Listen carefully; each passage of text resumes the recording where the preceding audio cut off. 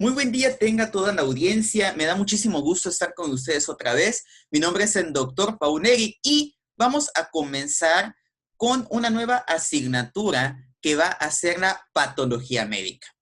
De tal manera que vamos a comenzar hablando en este video acerca de los conceptos generales que debemos de saber respecto a la disciplina médica de la patología. Primero que nada, desde sus raíces etimológicas, patos de enfermedad y logos de tratados tendría un significado literal de el estudio de la enfermedad. Y es por ello que en su definición más específica vamos a tener que la patología va a ser la disciplina encargada del estudio de los cambios estructurales, bioquímicos y funcionales que subyacen a la enfermedad, no nada más a nivel celular, sino también de qué manera se expresa en tejidos y órganos. Es decir, vamos a analizar todos los cambios que va a sufrir una célula, desde cambios que nosotros podemos apreciar en un microscopio hasta cambios que nosotros podemos apreciar en la forma en la que lleva a cabo su función. Para que nosotros podamos ver las expresiones de estos cambios, nosotros vamos a usar herramientas que van a ser desde moleculares, que va a ser lo que nos permitirá apreciar el aspecto bioquímico, microbiológicas, inmunológicas y morfológicas. En base a estos 4 pilares, nosotros podremos tratar de explicar los motivos y las consecuencias de los signos y síntomas, así como sentar una base científica para la asistencia clínica y el tratamiento. Debemos de entender desde ahora que todo proceso de enfermedad que sufre el individuo se va a asociar a cambios a nivel de su estructura, a nivel de su composición y a nivel de su fisiología. Y estos cambios los podemos evidenciar a través de estas herramientas. No importa qué tan molecular sea un cambio. Si es un cambio significativo, si es un cambio en algo esencial en el proceso de un ser vivo, va a tener una expresión en sus signos y síntomas. Por lo tanto, en patología es sumamente importante que nosotros podamos entender el porqué de las manifestaciones clínicas del paciente en base a los cambios que está sufriendo y entendiendo en cambio, entendiendo qué es lo que está defectuoso, nosotros ya podemos sentar una base para un tratamiento. Ahora bien, ¿cuáles van a ser los aspectos de un proceso patológico? Vamos a tener 4 aspectos: etiología, la patogenia, los cambios morfológicos y las manifestaciones clínicas. La etiología va a ser el estudio de lo que causa las enfermedades. Desde hace muchos tiempos, historiadores reconocidos consideraban que la enfermedad era responsabilidad de una causa, ya sea que desde tiempos antes de Cristo decían que era culpa de una mala suerte, de una maldición, de espíritus, de malos olores, del frío, espíritus malignos, castigo de dioses, pero siempre se ha tenido ese concepto que las enfermedades ocurren por algo. Ese algo va a ser nuestra etiología. Y la etiología la podemos dividir en 2 enormes grupos. Los aspectos genéticos, es decir, mutaciones, ya sea hereditarias o variantes de genes relacionadas con la enfermedad o polimorfismos, y aquellas situaciones que son adquiridas, es decir, como por ejemplo infecciones de origen bacteriano, viral, micóticas, enfermedades asociadas a deficiencias nutricionales, a aspectos, causas químicas, aspectos físicos. Estos van a hacer que un sujeto que estaba genéticamente normal ahora va a padecer una enfermedad, por eso fue adquirido, ¿sale? Podríamos decir que lo genético es con lo que tú naciste y lo adquirido es, como su propio nombre lo dice, lo adquiriste sobre la marcha de tu vida. Ahora, vamos con lo que es la patogenia.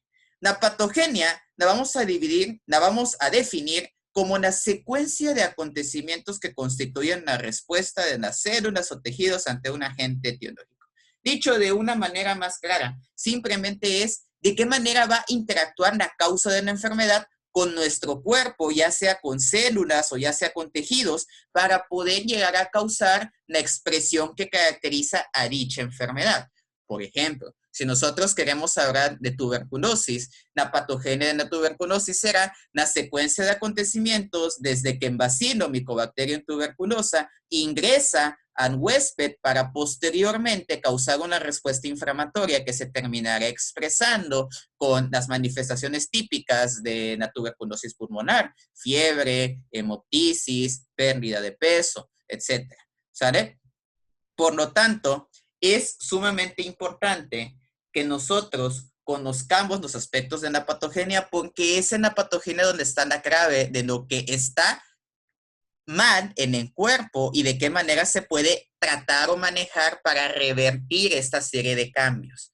¿Sale? Ahora, obviamente si estamos hablando de cambios de la patogenia, al hablar de patogenia estamos mencionando de qué manera interactúa la etiología con el huésped, pero ahora en los cambios morfológicos vamos a ver cuáles van a ser esas alteraciones estructurales, todo aquello visual que van a sufrir los tejidos o las células y que va a caracterizar a una enfermedad o bien que nos permite diagnosticar un proceso etiológico, ¿sale? Los agentes causales, llámese un virus, llámese una bacteria, llámese un hongo, llámese un parásito, son como criminales, ¿sale? Todos los criminales van dejando pistas acerca de lo que cometieron, del delito que hicieron. En este caso, los cambios morfológicos van a ser dichas pistas que nosotros vamos a encontrar en el cuerpo humano. Y como toda pista, podemos en base a ella irnos sospechando, teniendo sospechosos, y es que van a haber más pistas que van a ser más obvias que otras. Hay una serie de cambios morfológicos que pueden ser muy específicos de una enfermedad en particular, y eso nos ayuda muchísimo para que nosotros podamos establecer un diagnóstico y con toda seguridad decirle al paciente, ¿sabe qué? Usted tiene tal enfermedad, y lo importante de poder tener un diagnóstico certero es que ya sabes cuál es el tratamiento que deberá de llevar. Ahora bien, finalmente vamos a tener la expresión de la patogenia, que van a ser las manifestaciones clínicas. Las manifestaciones clínicas van a ser una serie de signos y síntomas que van a ser el resultado de esas alteraciones, ya sea genéticas o ya sea bioquímicas y estructurales de las células y los tejidos. Recordemos brevemente la diferencia entre signos y síntomas. Acuérdense que signo es todo aquello que ustedes pueden medir. La fiebre es un signo, el vómito es un signo, una hemorragia es un signo. Nosotros lo podemos cuantificar de una manera objetiva, mientras que los síntomas van a ser aquellas manifestaciones subjetivas del paciente. Es decir, no tenemos nosotros como personal de salud manera de poder medir de una forma eficiente esa manifestación. ¿Cuál es el síntoma más claro para poder ejemplificar lo que les estoy diciendo? El dolor. El dolor no lo podemos medir con una escala que sea reproducible. Sí le podemos preguntar al paciente, oiga, del 1 al 10, ¿qué tanto le duele? No, un 8, no, un 6, pero eso no es igual de objetivo que tomar un termómetro, por ejemplo, y poder medir la temperatura corporal de un paciente, o agarrar un baumanómetro y poder saber cuál es su presión arterial. ¿Saben? Entonces, signos, lo que vemos, síntomas, lo que el paciente siente. Ahora, dado que la patología abarca todos los procesos de la interacción entre la enfermedad y los cambios que se asocian a esta, obviamente va a tener a su vez bastantes subdivisiones para que se puedan abordar aspectos específicos que conforman lo que son los aspectos del proceso patológico. ¿Sale? De tal manera, hay ramas de la patología, hay muchas. Sin embargo, estas tres las vamos a poner de ejemplo para que podamos tener la noción que la patología influye muchísimo en los aspectos médicos más básicos. Vamos a tener que la patología se puede dividir en la anatomía patológica, la patología clínica y la patología forense. La anatomía patológica va a ser aquella que se dedicará a estudiar únicamente las alteraciones morfológicas y estructurales de las células, tejidos y órganos. Es decir, se va a tratar de una disciplina médica en la cual el médico patólogo de anatomía patológica va a agarrar un microscopio, va a agarrar alguna de las herramientas inmunológicas, bacteriológicas que mencionamos y va a estudiar un tejido para determinar cuáles son las modificaciones, cuáles son los cambios morfológicos que tiene en comparación con una célula o con un tejido normal. Por ejemplo, si yo tengo un pulmón con cáncer de pulmón, en anatomía patológica voy a verificar que haya cambios estructurales que ya están asociados con cáncer de pulmón. No vaya a ser que se trate de otra enfermedad que es clínicamente parecida, pero que a la hora de checar las alteraciones morfológicas podemos encontrar diferencias que nos pueden ayudar a poder establecer un diagnóstico, ¿sale? Ahora bien, la patología clínica va a ser aquella que va a estudiar el diagnóstico de las enfermedades, pero para poder hacerlo tomará como base estudios de laboratorio y muestras de tejido de un paciente vivo, ¿sale? Por ejemplo, aquella batería de estudios, biometría hemática, un frotis sanguíneo, una citología, van a ser parte de la patología clínica. ¿Por qué es clínica? Porque se debe de correlacionar con las manifestaciones clínicas que tiene el paciente y en base a los hallazgos de estos estudios nosotros podemos establecer un diagnóstico, ¿sale? ¿Cuál va a ser la diferencia entre la patología clínica y la anatomía patológica? Que la patología clínica está buscando directamente establecer un enlace entre el análisis que se está haciendo y el diagnóstico del paciente, mientras que anatomía patológica se va a dedicar a estudiar las alteraciones morfológicas y estructurales, ¿sale? Ahora bien, por último, la patología forense va a ser muy similar a lo que vimos en patología clínica, pero esto abocado a estudiar las causas de la muerte de un individuo, ¿sale? Ya sea para fines médicos o para fines legales. Ahora bien, dentro de los diagnósticos histológicos que nosotros tenemos contemplados como más usuales en la patología, vamos a tener tres: la biopsia, la citología y la necropsia. La biopsia, por su etimología, bios, vida, opsos, observar, es observar la vida, va a ser un proceso mediante el cual nosotros vamos a obtener un fragmento de tejido de un ser vivo, es decir, por ejemplo, acá en la imagen tenemos un fragmento de un hígado, para poder hacer el estudio morfológico y estructural, analizar la integridad de las células, la integridad del tejido, y en base a ello sacar conclusiones diagnósticas. Por ejemplo, estoy viendo el hígado bajo el microscopio y me doy cuenta que los hepatocitos están teniendo una deformación en balón. Yo puedo llegar a sospechar entonces que el paciente está teniendo cambios asociados a una cirrosis hepática y por lo tanto yo puedo comenzar a establecer un diagnóstico, obviamente en correlación con las manifestaciones clínicas que llega a tener el paciente. Ahora bien, biopsias hay en muchas presentaciones, ¿sale? Podemos tener una biopsia incisional, donde estamos tomando una muestra del tejido, una biopsia excisional, donde estamos retirando de una vez todo el órgano, o podemos tener biopsias transoperatorias, que ya hace alusión al momento en el cual se está tomando dicha biopsia, ¿sale? Ahora, vamos a ver también la citología. Mientras que en la biopsia está tomando una muestra de un tejido entero, y entendamos que un tejido es un conjunto de células que se encuentran organizadas para poder trabajar en conjunto.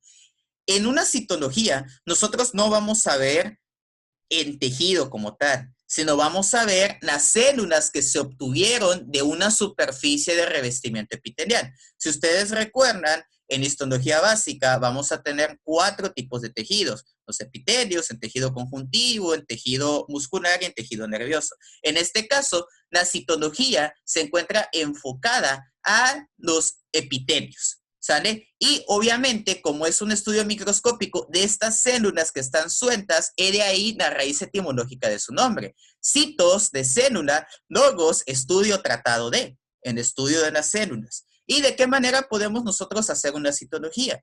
Podemos hacer, por ejemplo, un raspado, que es como se obtiene las citologías cervicales, que se usa posteriormente en la tinción de Papa Nicolau, para poder hacer la pesquisa de cáncer cervicouterino. Podemos también hacer una punción aspirativa con aguja fina, como por ejemplo, si nosotros tenemos un quiste, podemos hacer esa punción, aspirar el contenido del quiste y podemos encontrar las células que se encontraran desprendidas de la capa de epitelio que conforma el quiste. También podemos hacer un arrastre de la masa, como es en el caso de un lavado bronquial, que también lo podemos apreciar bajo el microscopio, o bien directamente que en paciente, por ejemplo, directamente de una secreción, como por ejemplo un esputo, ¿sale? Ahora bien, finalmente vamos a tener la necropsia, ¿sale? También se le conoce en algunas partes del país como autopsia. Sin embargo, el término autopsia, que etimológicamente sería observarse a sí mismo, no es el término médicamente aceptado. Lo médicamente aceptado es necropsia, es decir, observación del cadáver. La necropsia va a ser el estudio de un cuerpo mediante su observación cuidadosa, ¿sale? Y va a abarcar la exploración tanto de todas las cavidades como del examen de todos los órganos y tejidos, y no únicamente apreciarlos de manera microscópica, sino también analizarlos de manera macroscópica, ¿sale? Las necropsias se pueden hacer con dos fines. Necropsias clínicas, que es cuando yo quiero esclarecer la causa de la muerte de un paciente cuando una enfermedad no se pudo llegar a diagnosticar del todo con certeza en un paciente mientras estuvo en vida. Y las necropsias médico-legales, que van a ser aquellas donde se trata de un homicidio o de una muerte violenta. Y en este caso lo que se busca es poder determinar, además del mecanismo que causó la muerte, pistas que ayuden a atrapar a los culpables, ¿sale? Y bueno, por el momento eso sería todo con respecto a los conceptos clave. Espero que les haya gustado el video, espero que les hayan entendido y nos vemos en el siguiente video, jóvenes. Hasta luego.